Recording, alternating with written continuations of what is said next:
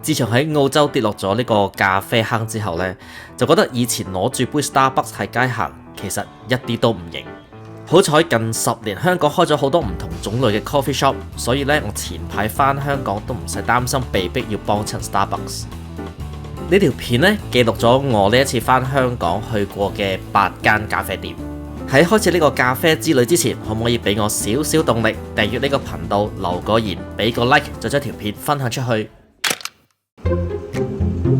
第一站去咗銅鑼灣摩利臣山道嘅少林寺，一見到門口嗰塊廣告牌就知道呢一間 coffee shop 好識得玩 gimmick， 話晒都叫做少林寺，入到去呢，當然係一個中國風嘅世界。見到牆上嘅呢一幅畫，真係忍唔住要嚟翻一首。少林功夫更係好更。最癲係呢一個餐牌啊，啲名玩到你唔睇英文，根本就唔知自己叫緊乜。阿方丈，唔該嚟一杯元冥神掌，再加個檸檬撻。我就先飲為敬。原來阿方丈呢，唔止外形有氣勢啊，咖啡基本功都非常之紮實，入口順滑，仲有啲回甘添。嗰一件檸檬撻呢就有啲酸，不過用嚟配 cold brew 呢，意外地夾。離開咗武林世界，下一站我就去咗日本。呢一間咖啡好易認㗎咋，黑色嘅牆身加埋一塊鮮紅色嘅暖簾，日系氣勢十足。不過入到去之後呢，嗰個風格又冇咁剛烈喎。中間擺咗一棵樹，再加埋嗰啲木做嘅台凳呢，令到成個空間多咗啲溫度。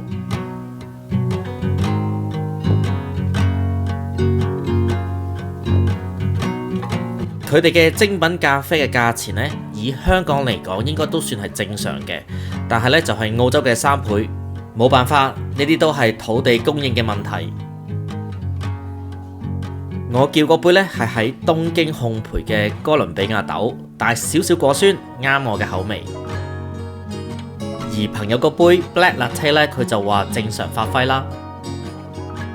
我仲叫咗一件豆腐芝士蛋糕，啲黃豆味呢就好足夠，質地呢又綿又滑，仲識得讚下讚下 ，OK 得。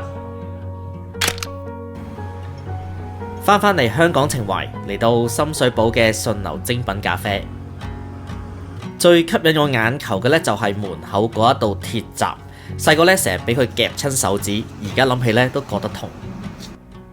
好啦，唔講廢話啦，呢一間 coffee shop 嘅 interior design 呢都係行呢個懷舊風，牆磚同埋地磚呢都係60、70年代嘅味道，連價錢啊都幾懷舊㗎，一杯 long black 只需要43蚊。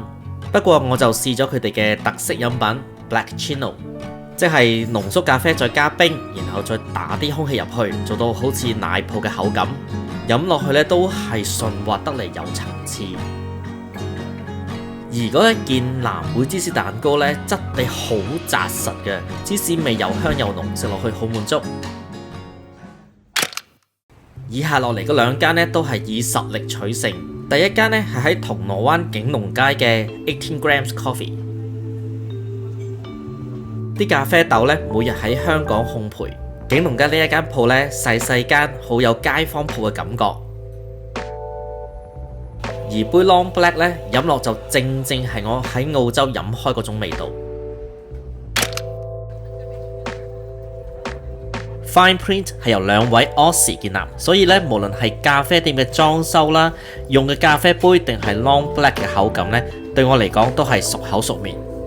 佢呢真係將澳洲嘅咖啡體驗原封不動咁樣搬咗嚟香港。件蛋糕呢就正常發揮啦，冇乜特別好講。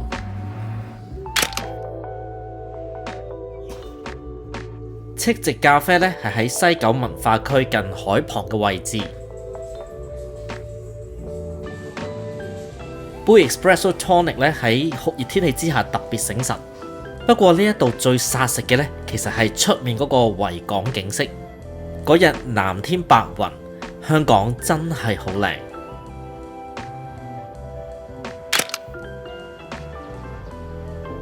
Project C 一間非常簡約嘅 coffee shop， 行快2步呢，可能已經錯過咗個門口。